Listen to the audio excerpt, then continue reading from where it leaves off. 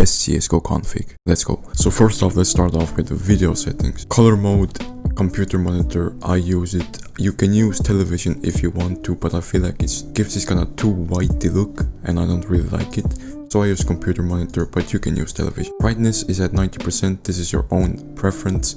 If your monitor is not that bright, you can turn this up. If it's bright, then you can turn this down. Now, aspect ratio. This is one of the most talked about topics in CSGO. Lots of pros use 4:3, either black bars or stretched, but I use regular 1920 by 1080 because I feel like my aim is best with that. I've tried out pretty much every res, and I feel like the default res is the best for me. Display mode, always full screen. You always want this to be full screen. Windowed and full screen windowed give you an input delay. Laptop power saving, put this on disabled. Now advanced video settings. Copy my settings down. If you have a PC, you can easily run the game with these settings. Either if your monitor is 60Hz, 144 or 240 or even 360 now. But if your game can't run with these settings, just don't put them on. Now the reason I use these kind of high settings is because, first of all, global shadow quality. You want this on high because you can see your opponent's shadows and it kind of gives you this little competitive advantage. Model texture detail, you don't really need this. This can be low. It doesn't really change anything other than if you like the game to be more realistic. Texture streaming, I recommend this on enabled because it's just a good setting to have. It kind of lowers micro stutters in a way. Now for these two settings, effect detail and shadow detail, put these on high if you can, because these allow you to see through Molotovs way easier. Kind of removes the black smoke in a way, so you can see your player much easier.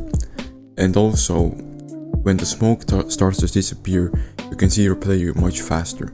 So if you can, put these on, but if it lowers your FPS to the point where it affects your game, then don't put these on. Boost player contrast, put this on enabled. You can see your player easier. It's a really good setting to have on. Multi-core rendering also definitely on. Gives you more FPS, allows you your game to run with multiple CPU cores. So yeah.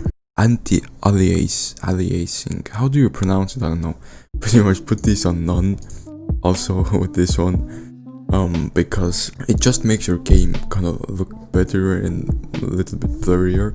So I don't really recommend this on, but if you like it, then I mean, yeah, you can put it on. Texture filtering mode doesn't matter. This just makes your graphics look better. So if you want, you can put this higher, but I don't put it higher because I don't need it. Wait for vertical sync. I disable it, but I've heard that some people can enable it and it will actually help them in a way. I don't know how, but for me it's disabled, and I think for most people it should be disabled.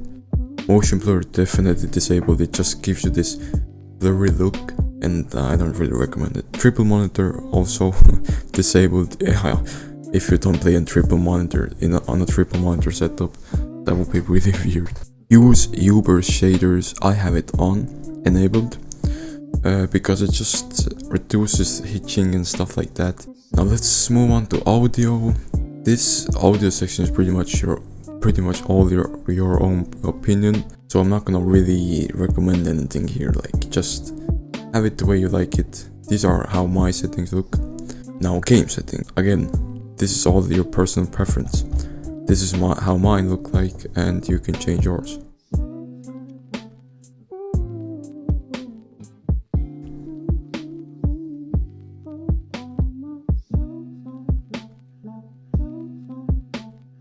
Now keyboard and mouse, two most important things here is mouse sensitivity and zoom sensitivity. I definitely can't recommend you a sensitivity that's best for you, because sensitivity is all personal preference. Now these two settings, if somehow raw input is off, then definitely put it on.